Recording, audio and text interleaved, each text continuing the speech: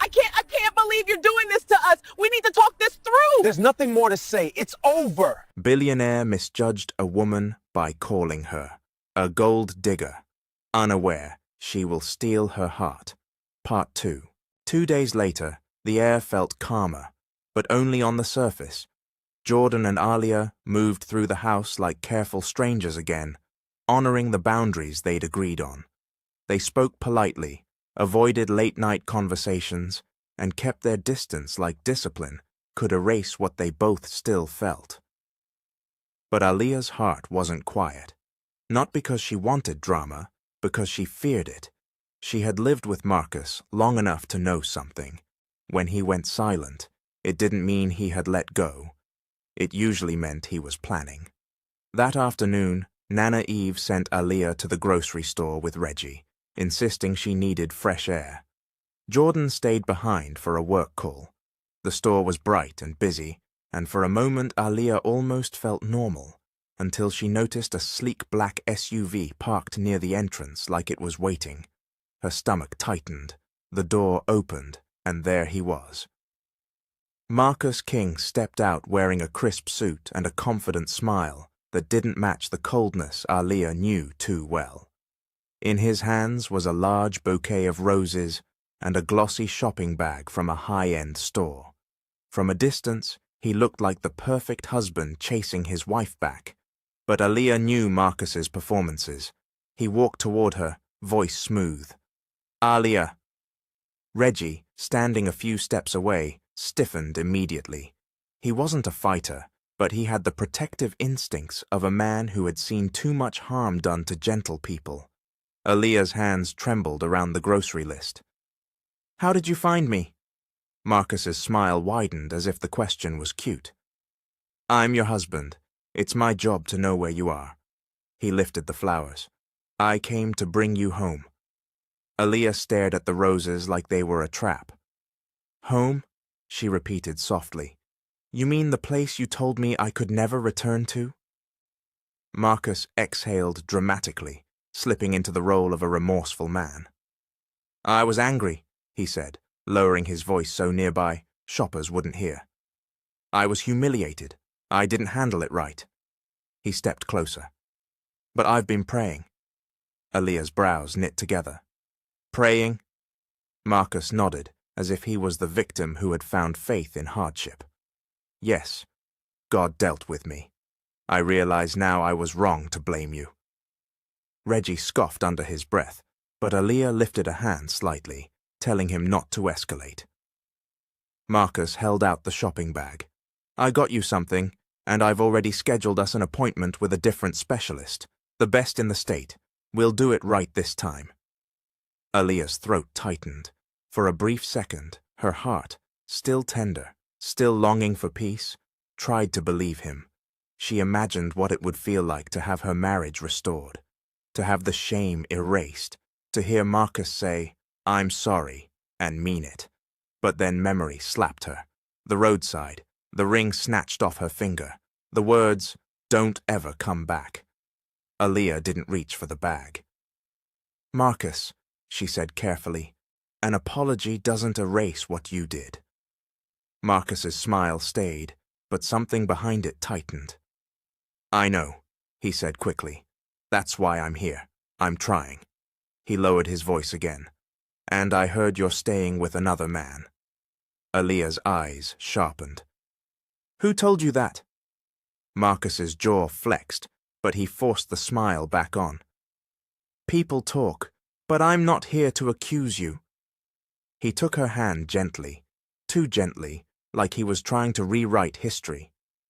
"I'm here to remind you who you belong with." Alia pulled her hand back slowly. "I don't belong to anyone." Marcus chuckled, as if she was being dramatic. "Alia, don't do this. Don't throw away a marriage because of one bad day." "One bad day?" Alia repeated, stunned. "Marcus, you punished me for 5 years." Marcus's eyes flashed, but he recovered fast. "And I'm done with that," he promised. "Come home, let's fix this. Let's start over." Alia looked at the roses again. They were beautiful, perfect petals, expensive wrapping, the kind of gift that impressed people watching. And that was the point. Marcus didn't just want Aaliyah back, he wanted control back. Reggie stepped closer, voice calm but firm. "Sir, she said she's not ready." Marcus turned slowly, glaring at Reggie like a servant had spoken out of place. "This ain't your business." "It became my business when you started cornering women in public," Reggie replied. Marcus's smile disappeared for a split second, revealing something darker underneath. Then he forced it back and faced Aaliyah again. "Take the gifts," he said softly. "Think about it. I'll give you time." Aaliyah didn't take them. Marcus placed the shopping bag near her cart anyway, then leaned in close enough that only she could hear. "You're my wife," he whispered, "and sooner or later, you're coming back." Aaliyah's blood ran cold. Marcus stepped away, smile returning for the audience, and walked back to his SUV like a man who believed the ending was already written. Aaliyah stood frozen in the bright grocery store, realizing something she hadn't wanted to admit. Marcus wasn't changing. He was adjusting his strategy, and whatever came next would reveal his true colors even more clearly. That evening, the roses sat untouched on the kitchen counter, still wrapped in glossy paper like a pretty lie. Aaliyah stood over them for a long moment, her mind torn in two directions.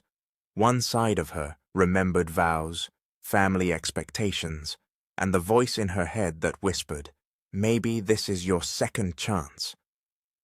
The other side remembered the roadside, the humiliation, and the coldness in Marcus's eyes when he decided she deserved to suffer. Nana Eve walked in, took one look at the flowers, and sighed like she already knew the entire story. "Hmm?" Nana Eve said, setting her purse down. "So he came with props?" Aaliyah's lips trembled. "He said he's sorry." Nana Eve gave her a long look. "Baby, sorry is a seed, but change is the harvest. Don't let a bouquet confuse you." Before Aaliyah could answer, Jordan entered the kitchen, phone in hand, his expression tight.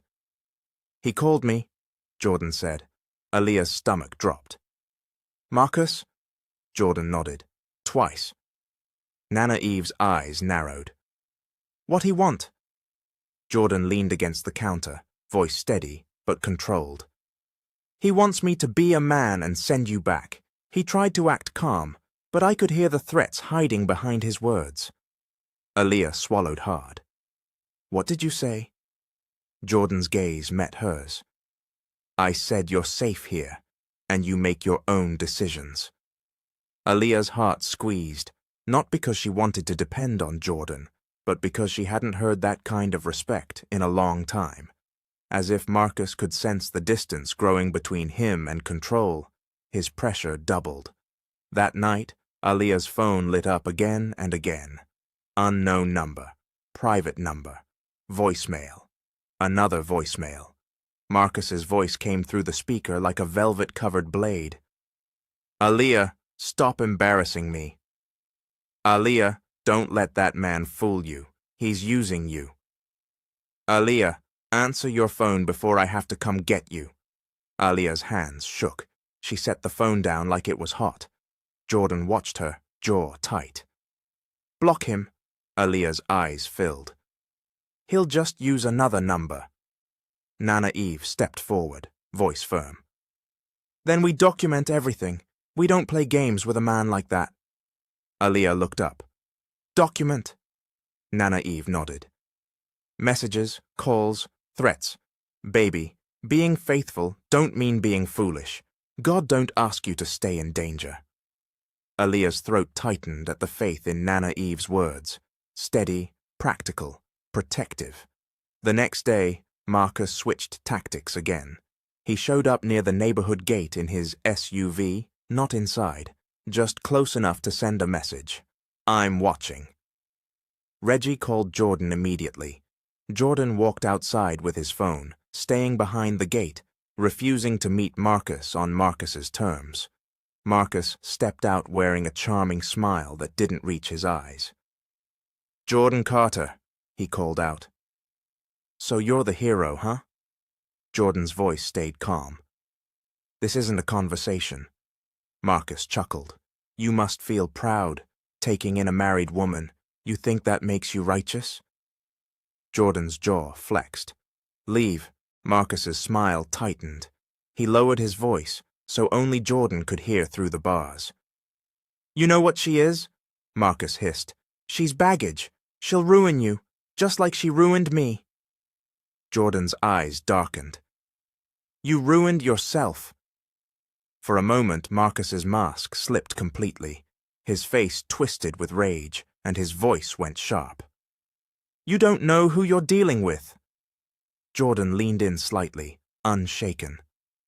"I know enough." Marcus stepped back, forcing the smile again, as if he remembered he was acting. "Fine," he said loudly. "Tell Aaliyah I'll be waiting for her. She'll come back when she gets tired of pretending she's free." Then he got into his SUV and drove off slowly, like a warning. When Jordan returned inside, Aaliyah saw it in his face. "He threatened you," she whispered. Jordan exhaled. Not directly, but yes. Aaliyah's hands flew to her mouth, guilt rushing in. "I'm so sorry. I never wanted to bring danger to your home." Jordan shook his head. "You didn't bring it. He did." Nana Eve stepped closer, voice gentler now. "Aaliyah, listen to me," she said.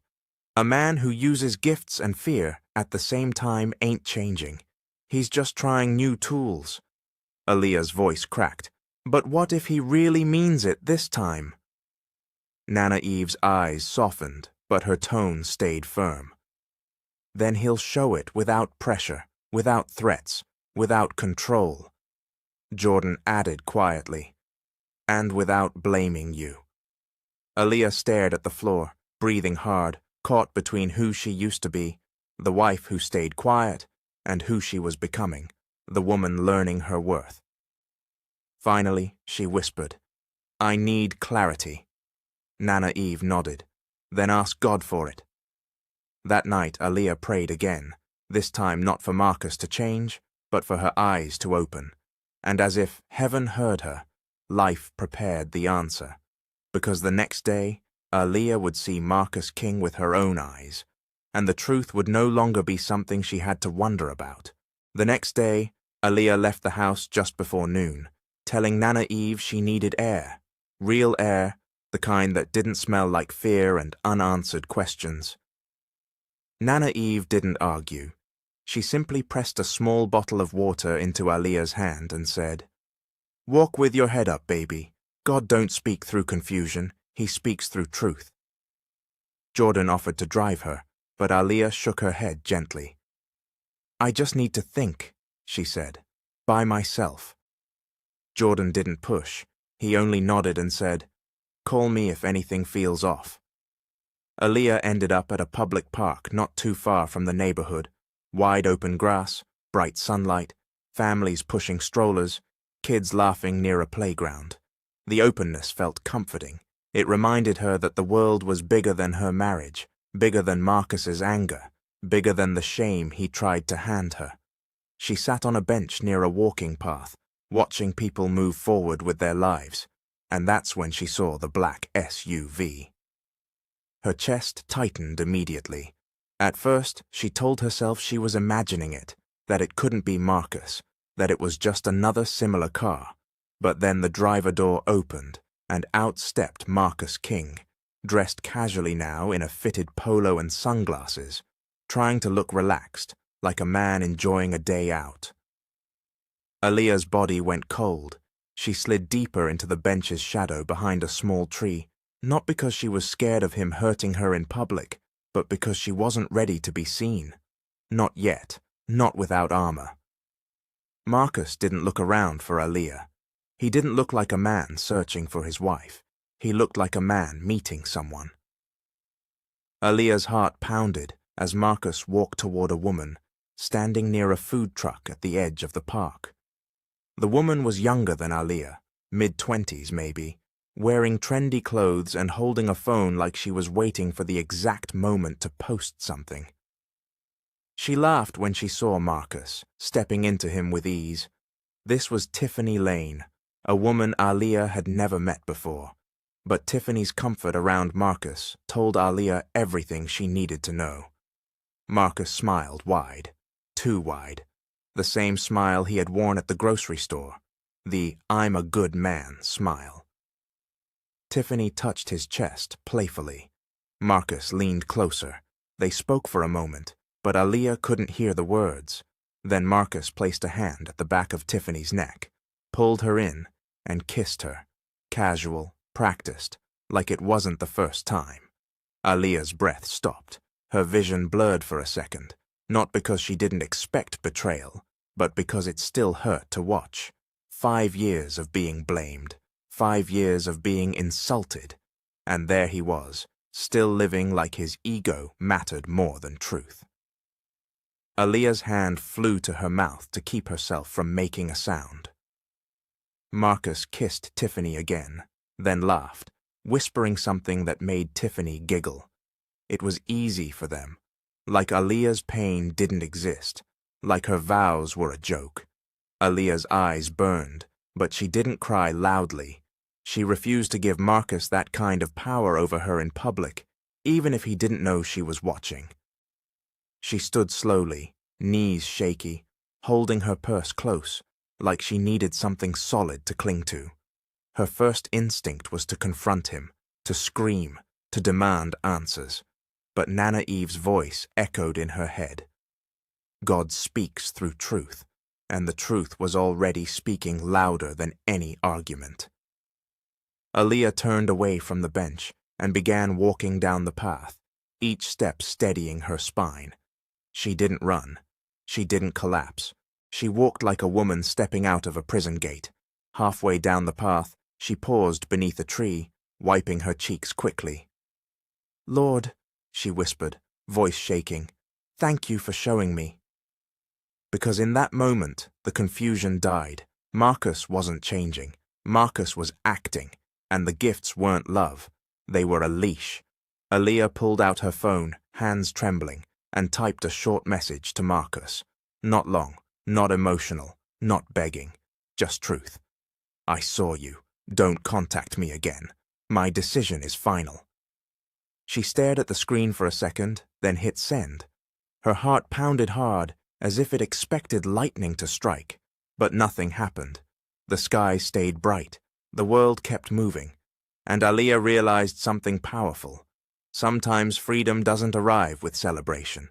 Sometimes it arrives with a quiet decision that saves your future. She left the park and walked toward the road, ready to go back, not as Marcus's wife begging for respect, but as a woman choosing her dignity. And while Aaliyah was finally stepping away from Marcus emotionally, Marcus was walking straight towards something else, something he couldn't charm his way out of, because the same man who played with vows and feelings had also been playing with money, and soon the truth about his hidden life would start closing in. That same evening, after Aaliyah returned to Jordan's house, she didn't explain everything right away. She didn't need to. Her face carried a new kind of quiet, less confused, more resolved. Nana Eve took one look at her and nodded slowly. "You saw what you needed to see," she said. Aaliyah swallowed and whispered, "Yes." Jordan didn't press her for details. He only said, "Whatever you decided, I'll respect it." Aaliyah nodded, but her hand still trembled slightly as she held her cup of tea. "I told him not to contact me again." Nana Eve's voice was low and serious. "Good, but a man like Marcus don't like losing. He likes revenge." Jordan's jaw tightened. "Then we stay prepared." They didn't know just how true Nana Eve's warning was, because while Aaliyah was finally stepping out of Marcus's emotional trap, Marcus was already caught in a bigger one. 2 days later, downtown, Marcus King sat in a glass-walled office suite with city views and expensive furniture that screamed success. He wore confidence like armor, but the sweat at his hairline betrayed him. Across from him sat a man with calm eyes and a plain suit, holding a file folder that looked far too thick to be harmless. This was Detective Calvin Brooks, a financial crimes investigator known for being patient, polite, and impossible to fool. He wasn't the kind of detective who kicked doors down. He was the kind who smiled while you talked yourself into handcuffs. Detective Brooks opened the folder slowly. "Mr. King," he said evenly, "thank you for meeting with me. I'll be direct.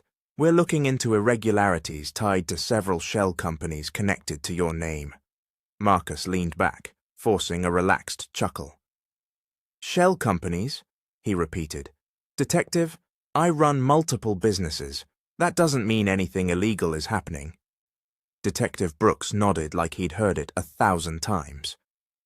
"Of course, that's why we're asking questions." He slid a page across the desk. "Can you explain these transfers?" Marcus glanced down. Just 1 second, but it was enough. His eyes flickered. "These are normal business expenses," Marcus said quickly. "Consulting fees, vendor payments."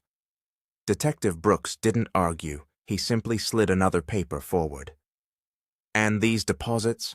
Same amounts, same dates, routed through different accounts, then withdrawn in cash." Marcus's smile tightened. "You're reaching." Detective Brooks folded his hands calmly. "We're tracing patterns, Mr. King. Patterns don't lie." Marcus felt his throat tighten. He cleared it and tried a new tactic: charm. "Detective," he said, leaning forward, "I'm a respected man in this city.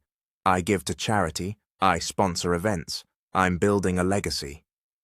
Detective Brooks's tone remained unchanged. "A legacy is built on truth." Marcus's eyes narrowed. "So what is this really about?" he snapped. "Who put you on me?" Detective Brooks looked him in the eye. "The numbers did." Marcus stood abruptly. "This is harassment." Detective Brooks rose too, unbothered. "No, Mr. King, this is an investigation." He handed Marcus a card. "We'll be in touch. I suggest you don't move any more money." Marcus snatched the card and forced a smile that looked more like a threat. "We'll see." When Detective Brooks left, Marcus's calm shattered. He grabbed his phone and paced the office. He called one of his associates. "Freeze everything," he hissed. "No transfers, no withdrawals, and delete whatever you can." The associate answered nervously. "Boss, they already have records." Marcus clenched his jaw. "Then we create distractions." And Marcus did what men like him always did when they were cornered. He tried to redirect the damage onto someone else. That same week, Jordan started feeling it. First, it was a weird phone call from a business partner. "Hey man," the partner said awkwardly, "I'm hearing your name connected to some messy stuff." Jordan's brow furrowed. "What messy stuff?" The partner hesitated. "Marcus King. People are saying you're mixed up with his wife, and now there's talk about money. I'm not saying I believe it. I'm just telling you what's circulating." Jordan ended the call with a tight jaw. Then another call came, and another. Rumors move faster than truth, and Marcus knew that. Jordan sat in his office that night, staring at the city lights outside his window, anger rising in his chest, not because he cared about gossip, but because Marcus was trying to poison his life the way he poisoned Alia's. Nana Eve walked in and set a plate of food down without a word. Then she said softly, "Baby, a man drowning will try to grab anybody nearby." Jordan leaned back, breathing hard. "He's trying to drag me into his mess." Nana Eve nodded. "Because he can't control Aaliyah anymore, so he's reaching for the next thing he can ruin." Jordan's eyes darkened. "Not happening." He picked up his phone and called Reggie. "Keep the gate locked," he said.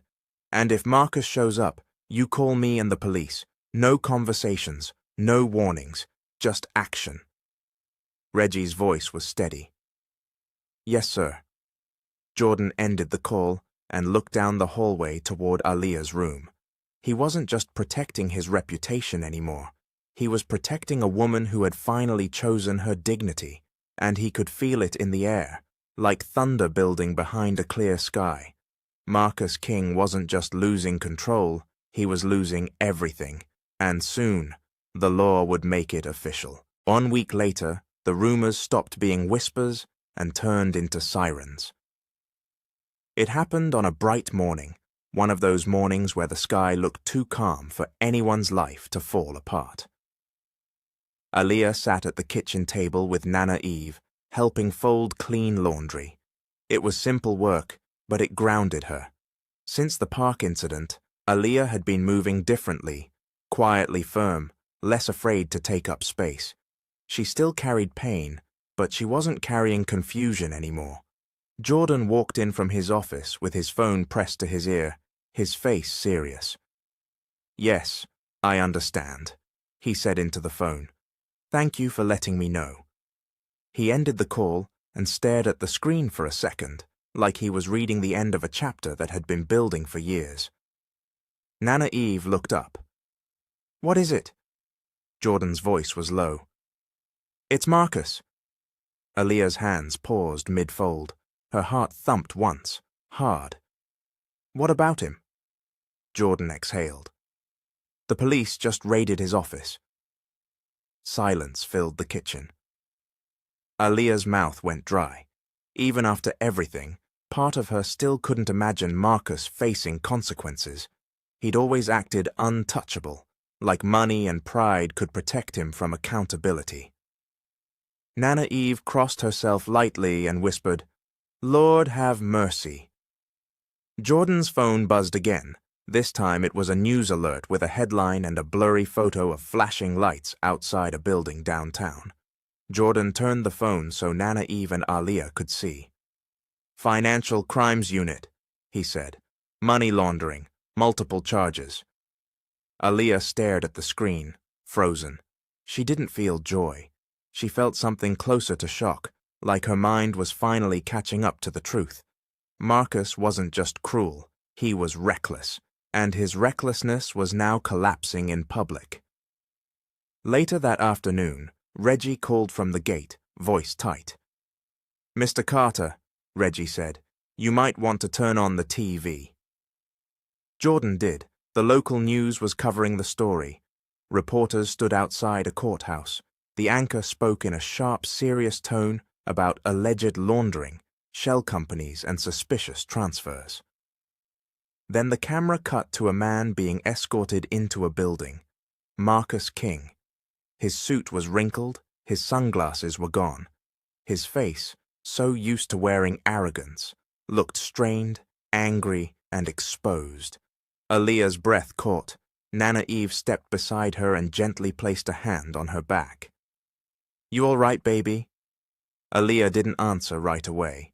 Her throat tightened and her eyes burned, not because she missed Marcus, but because she remembered all the nights she cried quietly beside him while he called her the problem.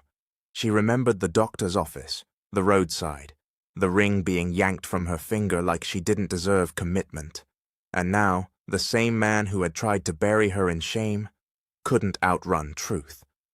Aaliyah turned away from the TV and pressed her palms to the counter, breathing hard. Jordan's voice softened. Aaliyah. She shook her head quickly. I'm not sad for him, she whispered. I'm just overwhelmed. Nana Eve nodded. That's normal. Sometimes the thing you prayed for, justice, still comes with heavy feelings. Aaliyah swallowed. I kept asking God why he was allowed to treat me like that. I thought maybe I wasn't worthy. Maybe I was being punished. Jordan stepped closer, careful. You weren't. Aaliyah looked at him, and her voice cracked. He made me feel like I was nothing. Jordan's eyes filled with something like remorse, because he remembered his own cruelty at the gate. He lowered his head. And I added to that, he said quietly. I'm sorry. Again. For the gate. For the way I looked at you like you were a threat instead of a person.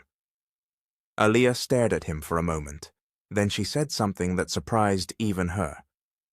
Thank you for apologizing the right way, she whispered. Not with gifts, not with pressure, with humility. Jordan nodded once, swallowing hard. I don't want to repeat old patterns, he said. Not mine, not yours. Nana Eve watched them, her eyes soft. See, that's how a man shows change. Not with roses, but with repentance. Jordan looked at Aaliyah. Now that Marcus is facing legal consequences, you have choices, he said gently. Real choices. Aaliyah nodded slowly. I want peace, she said. I want to rebuild. I want to become myself again. Jordan's voice dropped. And when you're ready, I want to be part of that. But I won't rush you. I won't claim you. I'll honor you. Aaliyah's eyes shimmered, and she gave a small, grateful nod. Outside, the sun still shone, and people still drove past the house, like nothing had happened. But inside, something had changed. The villain had been unmasked. Justice had stepped into the room, and for the first time in a long time, Aaliyah King didn't feel like she was fighting alone. She felt like she was finally being led, away from humiliation and toward a future built on truth, because karma had done its work, and now, healing could finally begin. 3 months later, life looked different, quietly, steadily, and on purpose. The guest room no longer felt like a temporary shelter, not because Aaliyah planned to stay forever, but because she had finally learned what safety felt like. In those months, she rebuilt her days with intention. Early mornings, prayer, journaling, and long walks that reminded her she could move forward without permission from anyone. She also took real steps. With the help of attorney Renee Jackson, a sharp, compassionate black woman Nana Eve introduced through church. Aaliyah began the legal process of separation. She didn't do it with hatred. She did it with clarity. Marcus's case was still moving through the courts, and his name had become a headline more than a husband. The gifts stopped. The threats stopped. Not because Marcus suddenly became good, but because consequences had finally made him powerless. Aaliyah's phone felt lighter without fear buzzing through it. Jordan changed too. He didn't become a different man overnight, but he became a more honest one. He started therapy, private, consistent, because Nana Eve told him healing wasn't something you say you want. It's something you do. He worked less late. He laughed more. Small laughs at first, like his joy was learning to walk again. And most importantly, he kept his word. There were boundaries. No late-night comfort talks that blurred lines. No pretending one mistake meant destiny. No rushing Aaliyah's healing just because his heart wanted closeness. Instead, Jordan showed up in ways that mattered, helping Aaliyah enroll in online classes she'd always wanted to take, connecting her with a women's support group at church, and treating her decisions like they were sacred. Aaliyah noticed it in the little things. He asked before entering a room. He listened without interrupting. He apologized when he was wrong. He prayed with Nana Eve sometimes, awkward at first, then more naturally, like faith was becoming a home again. One bright Sunday afternoon, Nana Eve called both of them to the backyard. The sky was clear, the grass freshly cut, and the patio table was set with lemonade and pastries, like it was a celebration, though neither Jordan nor Aaliyah knew what they were celebrating. Nana Eve stood with her hands on her hips, wearing her favorite head wrap like a crown. Sit, she commanded. Jordan sat first, wary. Aaliyah sat beside him, calm but curious. Nana Eve looked between them, eyes sharp and loving. I've been watching, she said, watching how you treat each other, watching how you handle temptation, watching how you handle pain. Jordan cleared his throat. Nana, hush, Nana Eve snapped. Then her voice softened. Aaliyah, baby, you've been through fire, And you didn't come out bitter. That's God. Aaliyah's eyes shimmered. I had help, she whispered. Nana Eve nodded, then she turned to Jordan. And you, she said. You've been learning that love ain't a trap. Love is a responsibility. Jordan's jaw tightened with emotion. Yes, Mom. Nana Eve leaned forward slightly. So now I'm going to ask both of you a simple question. Are you building something clean, or are you just scared to let go of what's comfortable? Aaliyah took a slow breath, then answered first. Clean, she said. I'm building clean. Jordan nodded. Clean, he echoed, with honor. Nana Eve smiled, finally satisfied. Then you can move forward, not fast, but forward. Jordan turned to Aaliyah, his voice low and steady. I won't promise you a perfect life, he said, but I promise you this. I will never use love to control you. I will never shame you, and I will never abandon you. Aaliyah's tears fell quietly. That's all I ever wanted, she whispered. Not gifts, not appearances, just safety and respect. Jordan reached out his hand and held it there, not grabbing, not demanding, just offering. Aaliyah placed her hand in his, and in that small, gentle moment, something holy settled between them, not the rush of fantasy, but the calm of a new beginning. Nana Eve lifted her hands and prayed over them right there in the sunshine, asking God to bless what was built in truth, to protect them from old wounds, and to make their love a testimony. Aaliyah smiled through tears. Jordan's eyes closed as if he finally believed peace could be real. Because the hardest beginnings don't always end in heartbreak. Sometimes they end in destiny. So here's what this story is really trying to teach us. First, don't ever let anyone convince you that pain is love. If someone keeps insulting you, blaming you, embarrassing you, or controlling you, that's not marriage stress. That's emotional abuse. Love doesn't destroy your confidence. Love protects it. And let's talk about the baby situation too, because a lot of people don't understand this. Infertility is not automatically the woman's fault. That's why both partners must get tested. Blame doesn't fix anything. It only adds shame to a problem that needs teamwork and care. Also, notice how Marcus tried to return with gifts and sweet words. That's another lesson. Gifts are not proof of change. Anybody can buy roses. Anybody can act sorry for 2 days. But real change shows up in character, consistency, accountability, and respect when nobody is watching. And if you're someone who's been hurt before like Jordan, this is for you too. Don't punish a good person because of what a bad person did to you. Healing matters. If you don't heal, you'll start bleeding on people who didn't cut you. Finally, always remember this. Truth never stays buried forever. Whether it's a cheating heart or dirty money, what's hidden eventually comes to light. That's why it's better to live with integrity than to live with pride. At the end of the day, the real win wasn't Marcus getting arrested. The real win was Aaliyah realizing her worth, and Jordan learning how to love with honor. Because when people choose faith, patience, and perseverance, even the hardest beginnings can still lead to a beautiful destiny. Thank you for listening all the way to the end. This is Mr. Hope, and I'll see you in another story.